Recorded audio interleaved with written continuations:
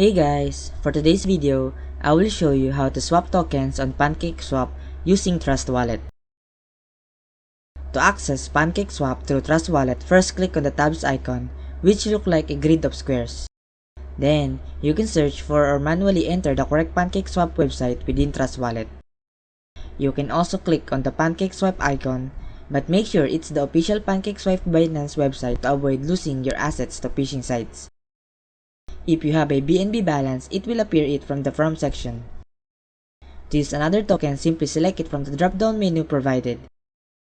Choose the currency or token you wish to swap for.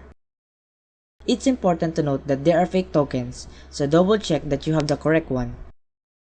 You can search for the token by pasting its correct contract address, or you can verify it to your CoinMarketCap. Alright, when you click on the swap button, you will be presented with the swap details, which include the minimum amount you will receive and the fee. You might encounter some price updates because of the ever-changing cryptocurrency prices in the market. If you are okay with it, click accept, then confirm swap. So there you have it. Thank you for watching, and please don't forget to subscribe.